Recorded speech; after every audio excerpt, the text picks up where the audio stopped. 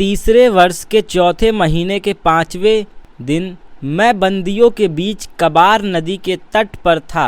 तब स्वर्ग खुल गया और मैंने परमेश्वर के दर्शन पाया। यहोयाकीन राजा की बंधुआई के 5वें वर्ष के चौथे महीने के 5वें दिन को कसदियों के देश में कबार नदी के तट पर यहोवा का वचन बूजी के पुत्र यहेजकेल याजक के पास पहुंचा और यहोवा की शक्ति उस पर वहीं प्रकट हुई।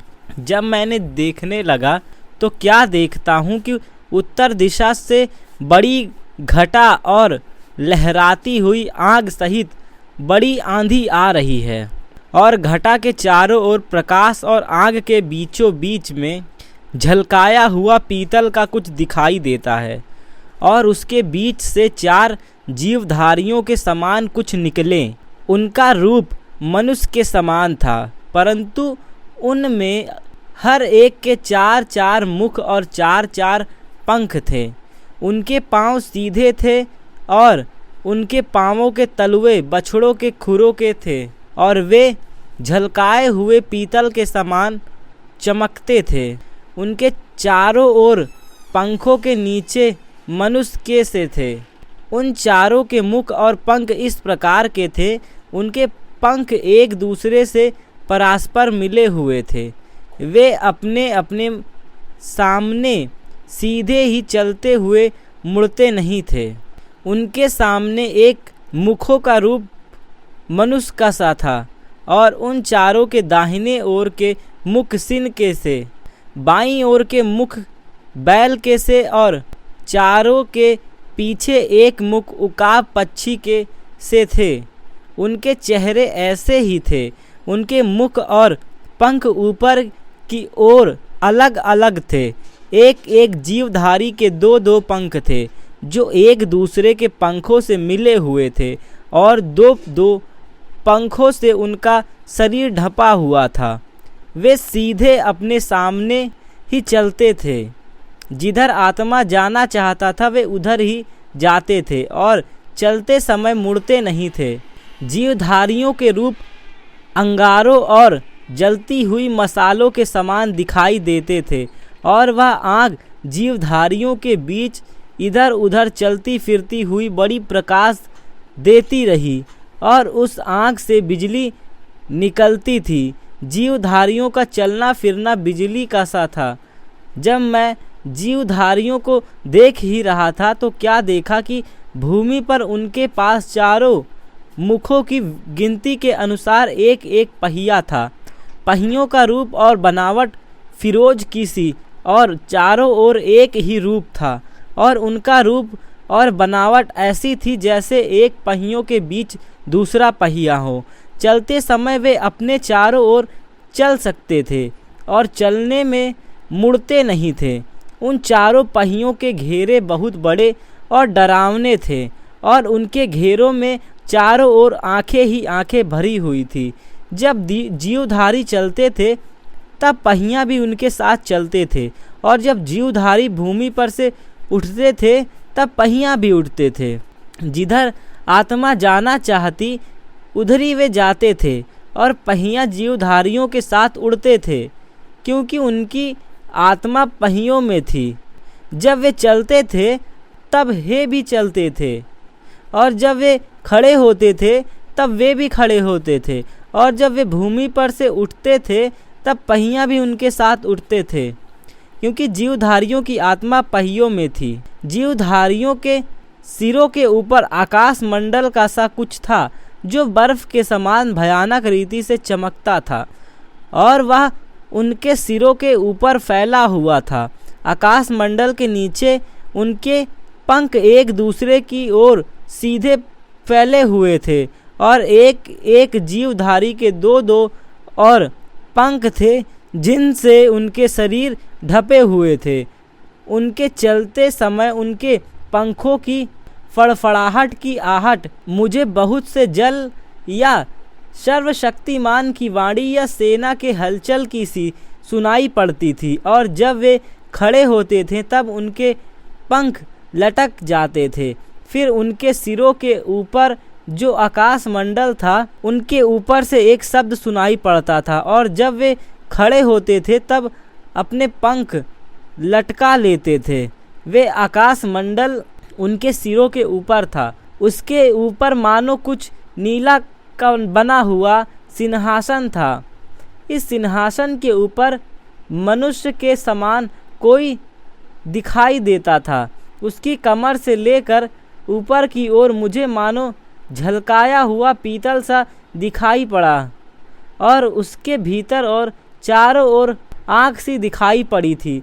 फिर उस मनुष्य की कमर से लेकर नीचे की ओर भी मुझे कुछ आँख सी दिखाई पड़ी थी, और उसके चारों ओर प्रकाश था। जैसे वर्ष के दिन बादल में धनुष दिखाई पड़ता है, वैसे ही चारों ओर का प्रकाश दिखाई देता था।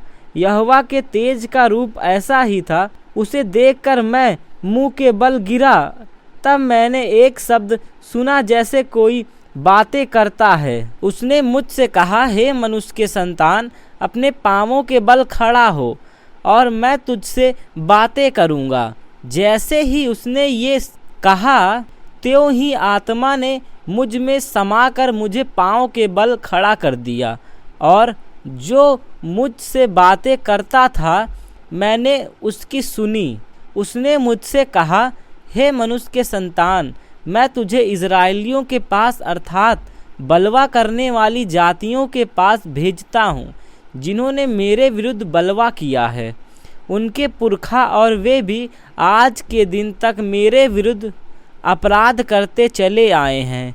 इस पीढ़ी के लोग जिनके पास मैं तुझे भेजता हूँ, वे निर्लज्ज और हठीले हैं, और तू उनसे कहना, प्रभु यहोवा यूँ कहता है।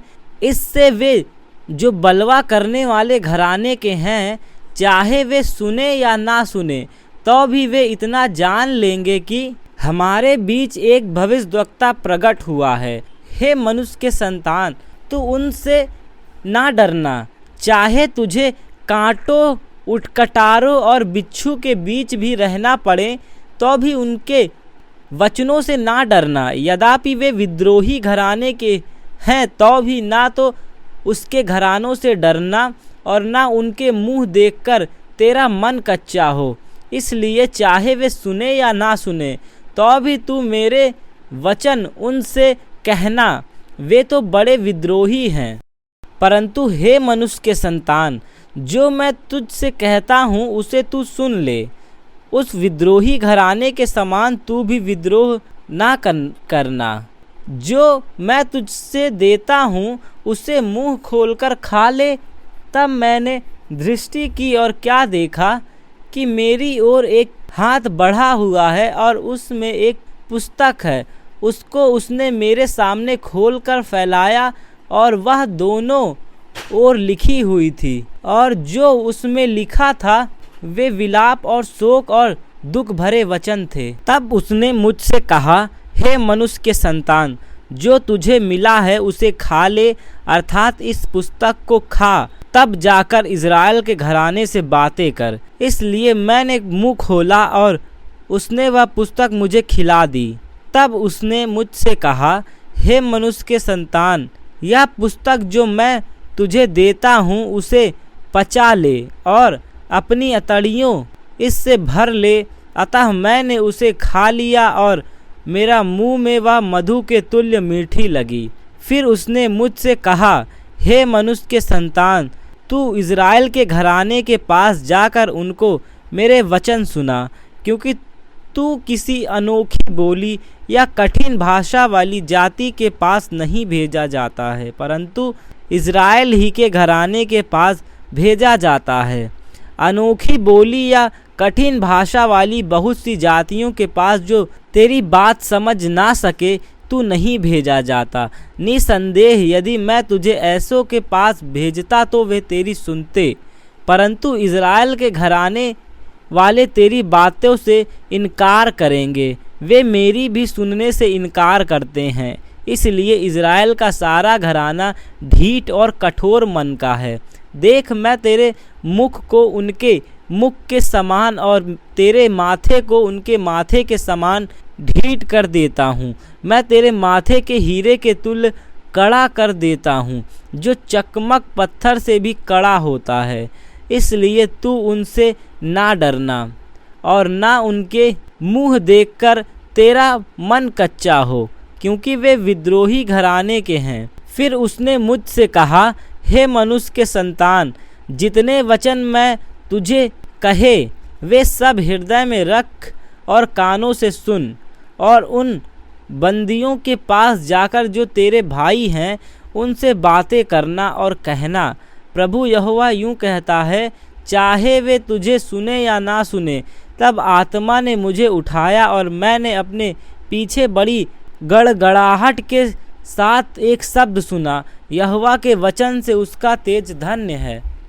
और उसके साथ ही एक जीवनधारी के पंखों का शब्द जो एक दूसरे से लगे थे, और उनके संग एक पहिया का शब्द और एक बड़ी ही गड़गड़ाहट सुनाई पड़ी।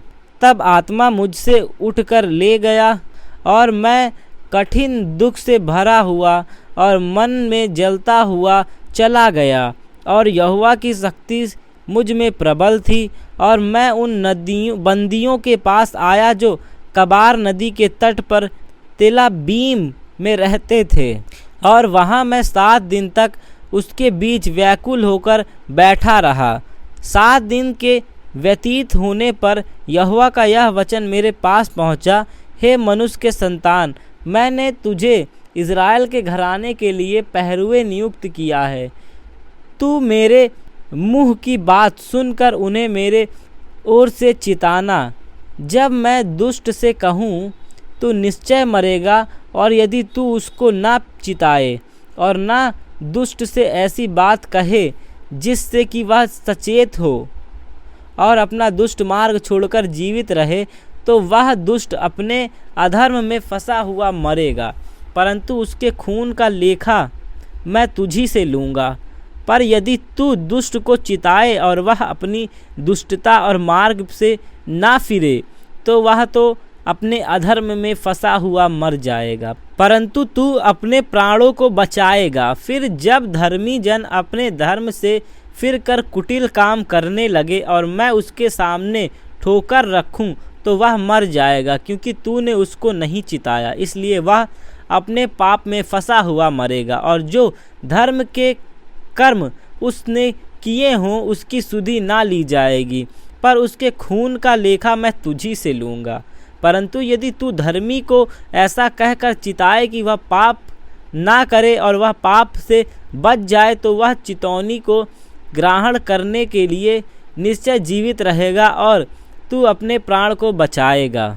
फिर यहोवा की शक्ति वहीं मुझ पर प्रकट हुई और उसने मुझसे कहा, उठकर मैदान में जा और वहाँ मैं तुझसे बातें करूँगा। तब मैं उठकर मैदान में गया और वहाँ क्या देखा कि यहोवा का प्रताप जैसे मुझे कबर नदी के तट पर वैसे ही यह भी दिखाई पड़ता है, और मैं मुंह के बल गिर पड़ा।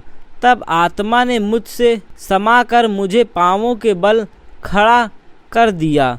फिर वह मुझसे कहने लगा, जा अपने घर के भीतर द्वार बंद करके बैठ रहा। हे मनुष्य के संतान, देख वे लोग तुझे रस्सियों से जकड़कर बांध रखेंगे और तू निकलकर उसके बीच जाने नहीं पाएगा। मैं तेरे जीभ तेरे तालू से लगाऊंगा, जिससे तू मौन रहकर उनका डांटने वाला ना हो, क्योंकि वे द्रोहियों घराने के हैं। परंतु जब मैं तुझसे बातें करूं, तब तेरे मुंह को खोलूंगा और तू उनसे ऐसे कहना, प्रभु यहोवा यूँ कहता है, जो सुनता है वह सुन ले और जो नहीं सुनता वह ना सुने। वे तो विद्रोही के घराने के हैं। हे मनुष्य के संतान, तू एक ईंट ले और उसे अपने सामने रख कर उस पर एक नगर अर्थात यरूशलेम का चित्र खींच। तब उसे घेर अर्थात उसके विरुद्ध किला बना और उसके सामने दमदमा बांध और छावनी डाल और उसके चारों ओर युद्ध के यंत्र लगा। तब तू लोहे की थाली लेकर उसको लोहे की शहर पनाह मानकर अपने ओर उस नगर के बीच खड़ा कर, तब अपना मुंह उसके सामने करके उसकी घेराबंदी कर। इस रीति से तू उसे घेर रखना, यह इज़राइल के घराने के लिए चिन्ह ठहरेगा। फिर तू बाईं करवट लेट कर इज़राइल के घराने के अधर्म अपने ऊपर रख, क्योंकि जितने दिन तू उस करवट लेटा रहेगा उतने दिन तक उन लोगों के अधर्म का भार सहता रहेगा। मैंने उनके अधर्म के वर्षों के तुल्य तेरे लिए दिन ठहराए हैं, अर्थात 390 दिन। उतने दिन तक तू इज़राइल के घराने के अधर्म का भार सहता रह। जब इतने दिन पूरे हो जाएं, तब तू दाहिनी करवट लेकर यहूदा के घराने के अधर्म का भार सह लेना। मैंने उसके लिए भी तेरे लिए 1 वर्ष के बदले 1 दिन अर्थात 40 दिन ठहराए हैं। तू यरूशलेम के घराने के लिए बाँह उघेड़ हुए अपना मुंह उधर करके उसके विरुद्ध भविष्यवाणी करना। देख, मैं तुझे रस्सियों से जकड़ूंगा और जब तक उसके घराने के दिन पूरे ना हो तब तक तू करवट ना ले सकेगा। तू गेहूँ, जौ, सेम, मसूर, बाजरा और कठिया गेहूँ लेकर एक बर्तन में रख कर उनसे रोटी बनाया करना। जितने दिन तू करवट पर लेटा रहेगा उतने अर्थात 390 दिन तक उसे खाया करना। जो भोजन तू खाए उसे तौल तौल कर खाना, अर्थात प्रतिदिन 20-20 शकेल भर खाया करना और उसे समय समय पर खाना। पानी भी तू माप कर पिया करना, अर्थात प्रतिदिन हीन का 6वां अंश पीना और उसको समय समय पर पीना। अपना भोजन जौ की रोटियों के समान बना कर खाया करना और उसको मनुष्य की विष्टि के कुंडों में उनके देखते बनाया करना। फिर यहोवा ने कहा, इसी प्रकार से इज़राइल उन जातियों के बीच अपनी अपनी रोटी अशुद्धता से खाया करेंगे, जहाँ मैं उन्हें जबरन पहुँचाऊँगा। तब मैंने कहा, हाय यहोवा परमेश्वर, देख, मेरा मन कभी अशुद्ध नहीं हुआ और ना ही मैं बचपन से लेकर अब तक अपनी मृत्यु से मरे हुए व फाड़े हुए पशु का मांस खाया, और ना किसी प्रकार का घिनौना मांस मेरे मुंह में कभी गया है। तब उसने मुझसे कहा, देख, मैंने तेरे लिए मनुष्य की विष्ठा के बदले गोबर ठहराया है और उसी से तू अपनी रोटी बनाना। फिर उनसे मुझसे कहा, हे मनुष्य के संतान, देख, मैं यरूशलेम में अन्न रूपी आधार को दूर करूँगा, इसलिए वहाँ के लोग तौल तौल कर और चिंता कर करके रोटी खाया करेंगे और माप माप कर और विस्मित होकर पानी पिया करेंगे, और इससे वे उन्हें रोटी और पानी की घटी होगी और वे सब के सब घबराएंगे और अपने अधर्म में फंसे हुए सूख जाएंगे। हे मनुष्य के संतान, एक पैनी तलवार ले और उसे नाई के उस्तरे के समान काम में लाकर अपने सिर और दाढ़ी के बाल मूड़ डाल। तब तौलने का कांटा लेकर बालों के भाग कर जब नगर के गिरने के दिन पूरे हों, तब नगर के भीतर 1/3 आग में डालकर जलाना और 1/3 लेकर चारों ओर तलवार से मारना और 1/3 को पवन में उड़ाना, और मैं तलवार खींचकर उसके पीछे चलूँगा। तब इनसे थोड़े से बाल लेकर अपने कपड़े की छोर में बांधना, फिर इनमें से भी थोड़े से लेकर आग के बीच डालना कि वे आग में जल पाएं। तब उसी में एक लौ भड़क कर इज़राइल के सारे घराने में फैल जाएगी। प्रभु यहोवा यूँ कहता है, यरूशलेम ऐसी ही है, मैंने उनको अन्य जातियों के बीच में ठहराया है और वह चारों ओर देश से घिरी हैं। उसने मेरे नियमों के विरुद्ध काम करके अन्य जातियों से अधिक दुष्टता की और मेरी विधियों के विरुद्ध चारों ओर के देशों के लोगों से अधिक बुराई की है, क्योंकि उन्होंने मेरे नियम तुच्छ जाने हैं और वे मेरी विधियों पर नहीं चलते। इस कारण प्रभु यहोवा यूँ कहता है, तुम लोग जो अपने चारों ओर की जातियों से अधिक हुल्लड़ मचाते और ना मेरी विधियों पर चलते हो, ना मेरे नियमों को मानते और ना अपने चारों ओर की जातियों के नियमों के अनुसार भी ना किया, इस कारण प्रभु यहोवा यूँ कहता है, देख मैं स्वयं तेरे विरुद्ध हूँ और अन्य जातियों के देखते मैं तेरे बीच न्याय के काम करूँगा। तेरे सब घिनौने कामों के कारण मैं तेरे बीच ऐसा करूँगा जैसे अब तक ना किया है और ना भविष्य में फिर कभी करूँगा।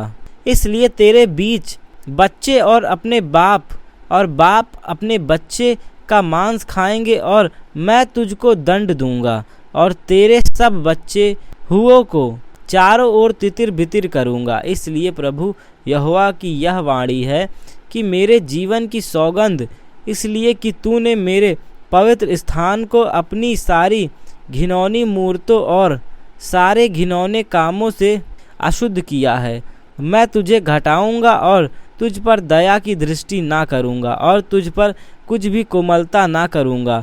तेरी 1/3 तो मरी से मरेगी और तेरे बीच भूख से मर मिटेंगे। 1/3 तेरे आस-पास तलवार से मरेंगे और 1/3 को मैं चारों ओर तितिर बितिर करूँगा और तलवार खींचकर उनके पीछे चलूँगा। इस प्रकार से मेरा क्रोध शांत होगा और अपनी जलजलाहट उन पर से पूरी रीति से भड़काकर मैं शांति पाऊँगा। और जब मैं अपनी जलजलाहट उन पर पूरी रीति से भड़का दूँ, तब वे जान लेंगे कि मुझ यहोवा ही ने जलन में आकर यह कहा है, मैं तुझे तेरे चारों ओर की जातियों के बीच सब आने वालों को देखते हुए उजाड़ दूंगा और तेरी नाम धराई करूंगा। इसलिए जब मैं तुझको कोप और जलजलाहट और रिश वाली घुड़कियों के साथ दंड दूंगा, तब तेरे चारों ओर की जातियों के समान नाम धराई, ठट्ठा, शिक्षा और विस्मित होगा। क्योंकि मुझ यहोवा ने यह कहा है, यह उस समय होगा जब मैं उन लोगों का नाश करने के लिए तुम पर महंगी के तीखे तीर चलाऊंगा, तुम्हारे बीच महंगी बढ़ाऊंगा, तुम्हारे अन्न रूपी आधार को दूर करूंगा। मैं तुम्हारे बीच महंगी और दुष्ट जंतु भेजूंगा जो तुम्हें निसंतान करेंगे और मरी और खून तुम्हारे बीच चलते रहेंगे और मैं तुम पर तलवार चलाऊंगा, मुझ यहोवा ने यह कहा है। फिर यहोवा का यह वचन मेरे पास पहुंचा, हे मनुष्य के संतान, अपना मुख इज़राइल के पहाड़ की ओर करके उसके विरुद्ध भविष्यवाणी कर और कह, हे इज़राइल के पहाड़ों, प्रभु यहोवा का वचन सुनो। प्रभु यहोवा पहाड़ों और पहाड़ियों से और नालों और तराइयों से यूँ कहता है, देखो मैं तुझ पर तलवार चलाऊंगा और तुम्हारे पूजा के ऊंचे स्थानों का नाश करूंगा। तुम्हारी वेदियां उजड़ेंगी और तुम्हारे सूर्य की प्रतिमाएं तोड़ी जाएंगी और मैं तुम में से मरे हुओं को तुम्हारी मूर्तों के आगे फेंकूंगा और इज़राइलियों के शवों को उनकी मूर्तों के सामने रखूंगा और उनकी हड्डियों को तुम्हारी वेदियां के आस-पास छितरा दूंगा। तुम्हारे जितने बसाए हुए नगर हैं वे अब ऐसे उजड़ जाएंगे कि तुम्हारे पूजा के ऊंचे स्थान भी उजाड़ हो जाएंगे। तुम्हारी वेदियां उजड़ेंगी और ढाई जाएंगी, तुम्हारे मूर्तें जाती रहेंगी और तुम्हारी सूर्य की प्रतिमाएं काटी जाएंगी और तुम्हारी सारी कारीगरी मिटाई जाएगी। तुम्हारे बीच मरे हुए गिरेंगे और तुम जान लोगे कि मैं यहोवा हूँ। तो भी मैं कितनों को बचा रखूँगा। इसलिए जब तुम देश देश में तितर बितर होगे, तब जाति जाति के बीच तुम्हारे कुछ लोग तलवार से बच जाएंगे। वे बचे हुए लोग उन जातियों के बीच जिनमें वे बंधुआए होकर जाएंगे मुझे स्मरण करेंगे और यह भी कि हमारी व्यभिचारी हृदय यहोवा से कैसे हट गई है और व्यभिचारिणी की सी आंखें मूर्तों पर कैसी लगी है, जिससे यहोवा का मन टूटा है। इस रीति से उन बुराइयों के कारण जो उन्होंने अपने सारे घराने काम करके की हैं, वे अपनी दृष्टि में घिनौने ठहरेंगे। तब वे जान लेंगे कि मैं यहोवा हूँ, और उनकी सारी हानि करने को मैंने जो यह कहा है उसे व्यर्थ ही कहा। प्रभु यहोवा यूँ कहता है, अपना हाथ मार कर और अपना पाँव पटक कर कह, इज़राइल के घराने के सारे घिनौने कामों पर हाय हाय, क्योंकि वे तलवार, भूख और मरी से नष्ट हो जाएंगे। जो दूर हो वह मरी से मरेगा, और जो निकट हो वह तलवार से मार डाला जाएगा, और जो बचकर नगर में रहते हुए घेरा जाए वह भूख से मरेगा। इस भांति मैं अपनी जलजलाहट उन पर पूरी रीति से उठाऊंगा। तब हर एक ऊंची पहाड़ी और पहाड़ों की हर एक चोटी पर